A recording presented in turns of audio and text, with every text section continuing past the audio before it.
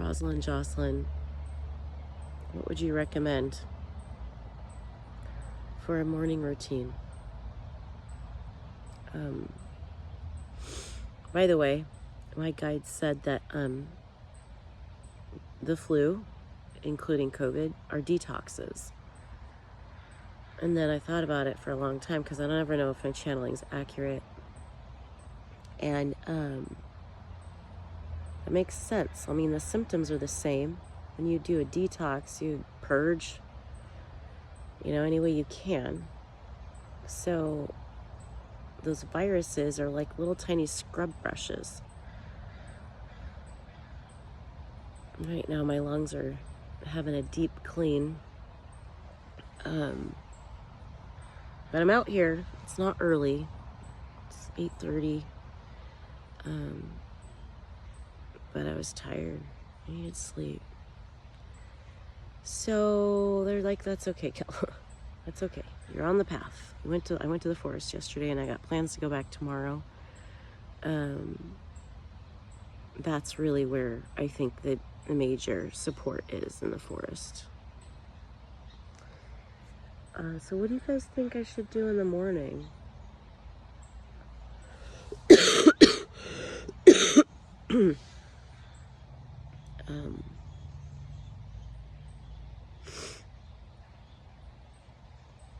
Dear Kelly, thank you for joining with us.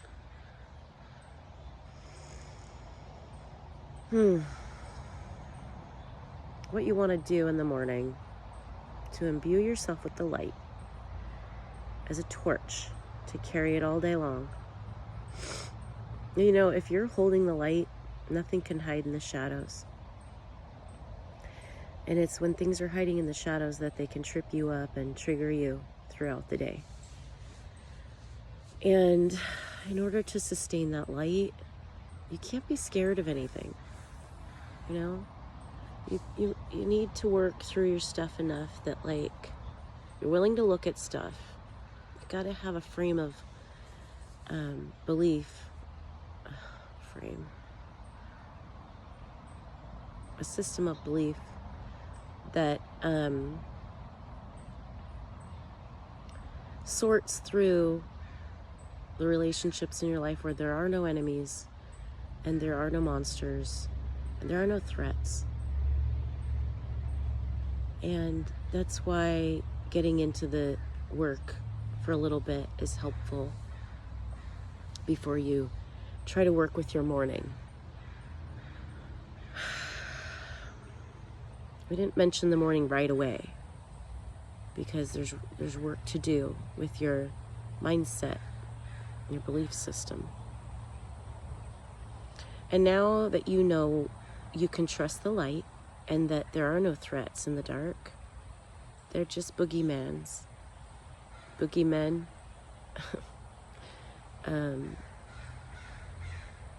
They're all wearing masks to scare you. And sometimes those masks are just the media painting things out to be scary. So Kelly's come to the point where if there is something scary, she goes, where did that come from? Was that taught to me?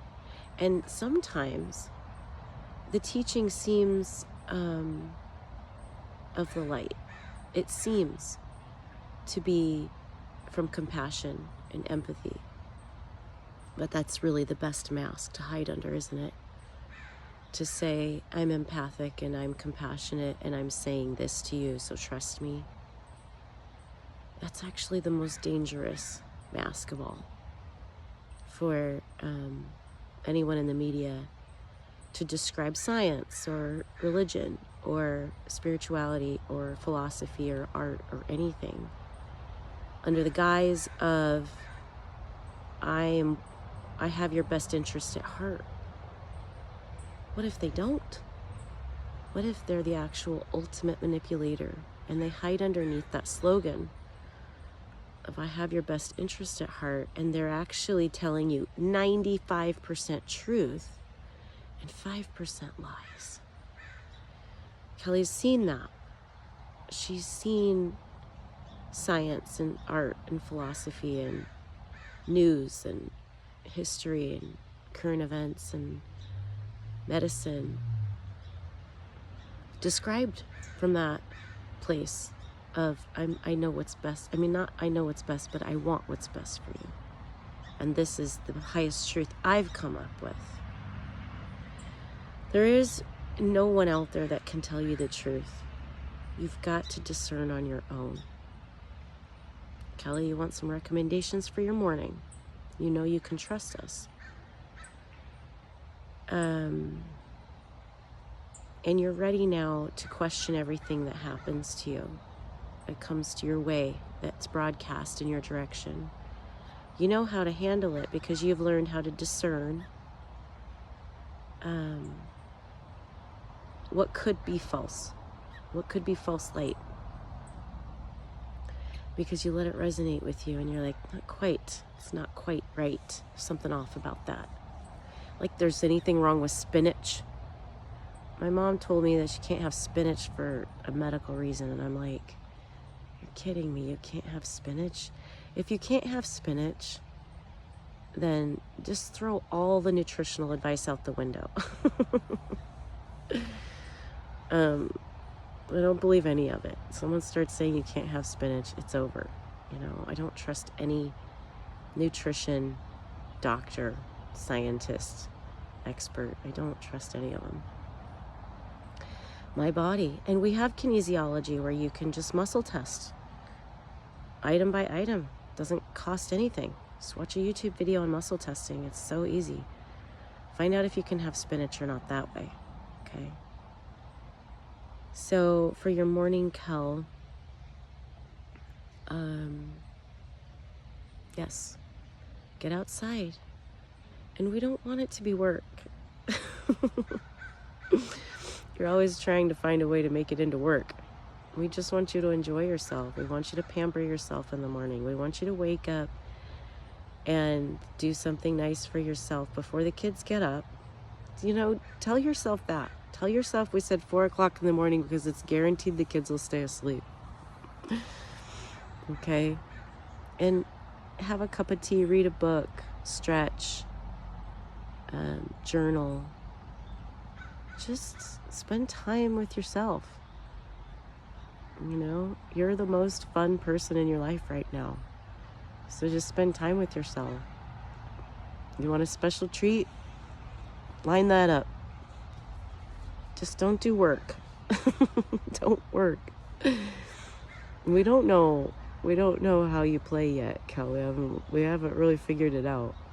But we'll stumble on it one day. Wake up and channel. Okay? Get outside.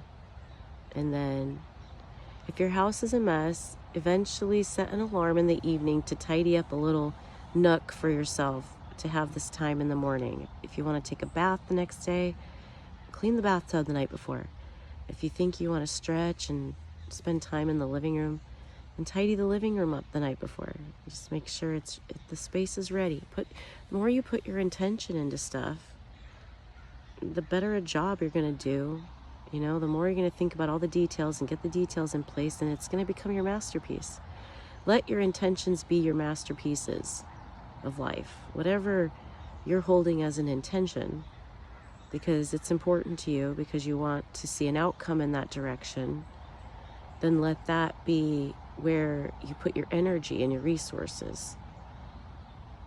And if you have to dabble in other things that aren't interesting in order for that intention to come forward, then that's still part of that intention.